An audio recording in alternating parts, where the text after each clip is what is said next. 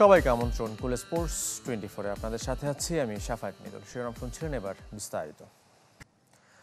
অবশেষে বিসিবি সভাপতির পদ থেকে পদত্যাগ করতে রাজি হয়েছেন নাজমুল হাসান পাপন। তবে গঠনতন্ত্র অনুযায়ী তাকে লিখিতভাবে পদত্যাগপত্র দিতে হবে এবং তা বোর্ড সভায় অনুমোদনও হতে হবে। সরকার পতনের পর স্থবির হয়ে পড়েছে বিসিবির কার্যক্রম। অন্তরালে চলে গেছেন সভাপতি নাজমুল হাসান সহ বেশিরভাগ পরিচালক। যারা দেশে আছেন তারাও বোর্ডে আসছেন না। আইসিসির নিয়মের কারণে হস্তক্ষেপ করছে না অন্তর্বর্তী সরকারও। এই অবস্থায় আইসিসি নিয়ম ও বিসিবির গঠনতন্ত্র মেনে কি করা যায় তা জানাতে বলেছিলেন ক্রীড়া উপদেষ্টা। রোববার তার সঙ্গে দেখা করেন 7 পরিচালক ও প্রধান নির্বাহী। বুধবার করণীয় ঠিক করতে নিজেদের মধ্যে বৈঠক করেন বেশ কয়েকজন পরিচালক। সেখানে প্রভাবশালী পরিচালক মাহবুব আনাম অন্যদের কাছে নিশ্চিত করেন সরকারকে সহযোগিতা করতে প্রস্তুত সভাপতি নাজমুল হাসান। সেই সহযোগিতা যে পদত্যাগ সেটাও নিশ্চিত করেছেন এক পরিচালক। জানা গেছে, পরিবার নিয়ে লন্ডনে অবস্থান করা নাজমুল হাসান লিখিতভাবে পদত্যাগপত্র পাঠাতে পারেন যে কোনো সময়। তবে এটা কার্যকর হবে বোর্ড সভার মাধ্যমে। বিসিবি সভাপতি পদত্যাগপত্র পাঠালে এই সভা ডাকা হবে বলে জানা গেছে। পরিচালকদের মধ্য থেকে তখন একজনকে দায়িত্ব দেয়া হতে পারে সভাপতির। এক পরিচালকের দাবি, সবার কোরাম পূর্ণ হতে অন্তত 9 জন পরিচালকের উপস্থিতি লাগবে। সেটা সম্ভব বলেও নিশ্চিত করেছেন তিনি। আর বাকিদের মধ্যে যারা সশরীরে 3 সভায় অনুপস্থিত থাকবেন তাদের পরিচালক পদ বাতিল হবে।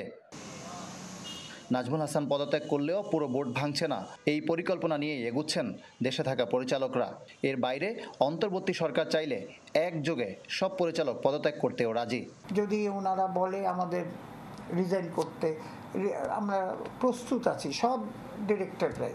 সো এইখানে কোনো বাধা নেই। ওটা 2012 সালে সরকার মনোনীত সভাপতি হিসাবে বিসিবি প্রধানের দায়িত্ব শুরু করেন নাজমুল হাসান। 2013 সালের অক্টোবরে হন নির্বাচিত। ইকরাম হুসাইন, চ্যানেল 24, ঢাকা। সময় যত যাচ্ছে বাংলাদেশ থেকে নারী টি-20 বিশ্বকাপ সরে যাবার শঙ্কাও বাড়ছে। এরই মধ্যে ভারতের কাছে বিকল্প ভেন্যু হবার প্রস্তাব দিয়েছিল আইসিসি, কিন্তু তা নাকচ করে দিয়েছেন বিসিসিআই সচিব জয় শাহ। তবে বাংলাদেশের সঙ্গে দ্বিপাক্ষিক সিরিজ গুরুত্বপূর্ণ এবং যথাসময়ে হবে বলে জানিয়েছেন তিনি। ইউনুস স্যারের সাথে এই বিষয়ে বিস্তারিত কথা বলবো এবং তিনি একজন ক্রীড়াপ্রেমী মানুষ, তিনি অবশ্যই এটিতে আমাদেরকে সহযোগিতা করবেন। সপ্তাহের প্রথম কর্মদিবসে বলেছিলেন ক্রীড়া উপদেষ্টা, নতুন সরকার গঠনের পর সপ্তাহ পেরিয়ে গেল, কিন্তু নারী টি-20 বিশ্বকাপ নিয়ে দৃশ্যমান কোনো অগ্রগতি দেখা মেলেনি, না সরকারের পক্ষ থেকে না বিসিবির পক্ষ থেকে।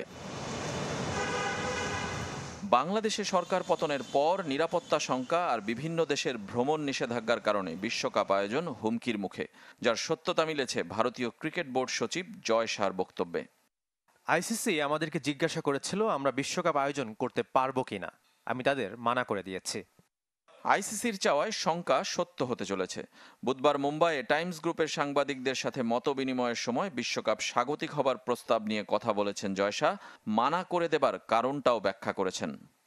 সে সময় বর্ষাকাল চলবে আর আগামী বছর নারী ওয়ানডে বিশ্বকাপ আমরা আয়োজন করব। আমরা চাই না এমন কোনো খবর প্রকাশ পাক ভারত পরপর 2টি বিশ্বকাপ আয়োজন করছে। ভারত না করায় বিকল্প ভেন্যু হিসেবে এখন এশিয়ায় বাকি কেবল শ্রীলঙ্কা ও আরব আমিরাত। বর্ষার সমস্যা শ্রীলঙ্কাতেও থাকবে। অক্টোবরে শুরু হবে 10 দলের নারী টি-20 বিশ্বকাপ। বিশ্বকাপ আয়োজনে মানা করলেও আগামী মাসে বাংলাদেশের সঙ্গে সিরিজকে গুরুত্বপূর্ণ বলছেন জয় শাহ। সরকার বদলের পর 2 বোর্ডের মধ্যে এখনও আলাপ হয়নি বলেও জানিয়েছেন। রেজওয়ানুজ্জামান, চ্যানেল 24। পাকিস্তানকে হারানো সম্ভব, তবে এই বিশ্বাসটা সব ক্রিকেটারের মধ্যে দেখতে চান মুশতাক আহমেদ। স্পিন কোচ হয়েও বাংলাদেশের পেসারদের দেখে রোমাঞ্চিত তিনি। রাওয়ালপিন্ডির উইকেট না দেখায় এখনও প্রথম টেস্টের পরিকল্পনা করতে পারেনি টিম ম্যানেজমেন্ট। ক্রিকেটারদের আগেভাগে প্রস্তুতির সুযোগ দেয় পিসিবিকে ধন্যবাদও জানান মুশতাক আহমেদ।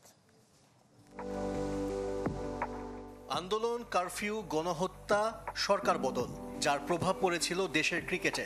বাংলাদেশের পরিস্থিতি জেনে ক্রিকেটারদের আগে ভাগে পাকিস্তানে যাওয়ার আমন্ত্রণ জানায় পিসিবি। বিসিবিও সে প্রস্তাব গ্রহণ করে। বোর্ড ও সমর্থকদের পক্ষ থেকে কৃতজ্ঞতা জানিয়েছেন মুশতাক। আমাদের আগে ভাগে প্রস্তুতির সুযোগ করে দেওয়ার জন্য পিসিবিকে ধন্যবাদ। বিসিবির বোর্ড কর্তা সহ সব স্টেক হোল্ডার পিসিবির প্রশংসা করেছে। এটা দুই বোর্ডের সুসম্পর্কের কারণে হয়েছে। আমরা যখন এসেছি পুরো ফোকাস এখন ক্রিকেটে। তবে পাকিস্তানের সব ভেন্যুর উইকেট আর কন্ডিশন এক না। বাবর আজম, শাহিন আফ্রিদিরা যেমন রাওয়ালপিন্ডিতে অনুশীলনের সুযোগ পাচ্ছে, টাইগাররা লাহোরেই সন্তুষ্ট। উইকেট সম্পর্কেও কোনো ধারণা নেই, তাই পাকিস্তান বধে কি পরিকল্পনা থাকছে তা এখনো অজানা। উইকেটে যদি ঘাস থাকে তাহলে বাড়তি পেসার থাকতেই পারে। আমরা তো এখনো উইকেট দেখিনি, তাই কি কম্বিনেশন হবে কিংবা পরিকল্পনা কেমন থাকবে তা বলা কঠিন। তবে আমাদের সব ধরনের প্রস্তুতি থাকবে। বাংলাদেশ কখনো পাকিস্তানকে টেস্টে হারাতে পারেনি।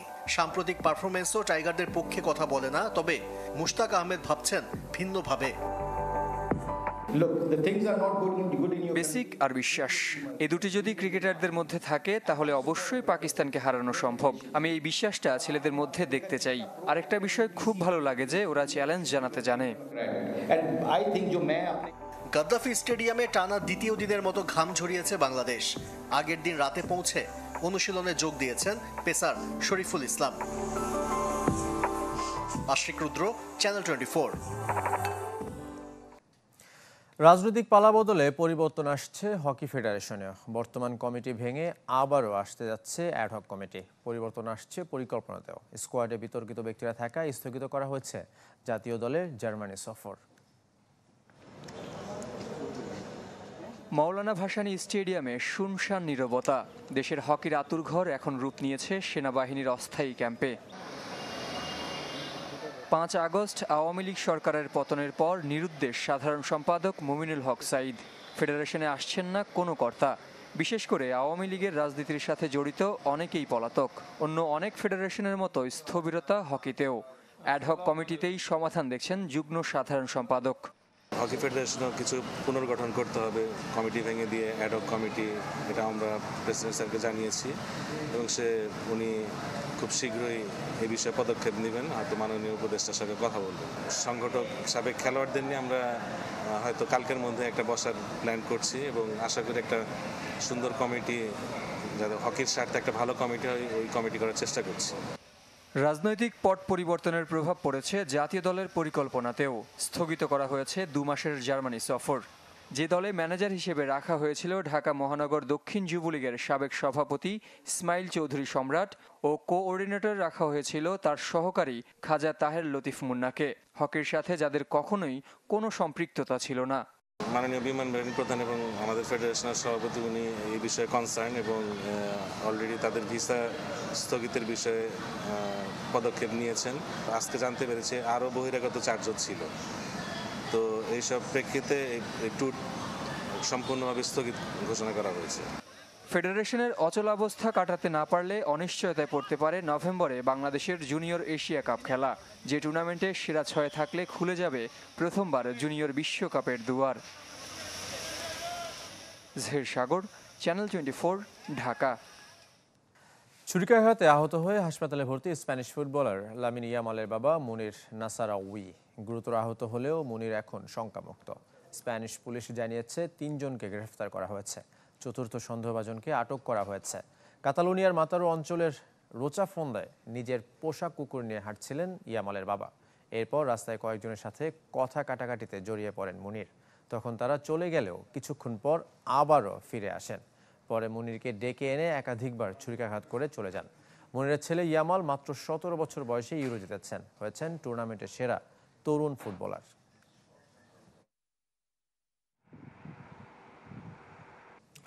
শেষ করবো কুলে স্পোর্টস 24। খেলার সব আপডেট ও রিপোর্টগুলো দেখতে ভিজিট করুন facebook.com/sports24 এই পেজে। ধন্যবাদ সঙ্গে থাকার জন্য।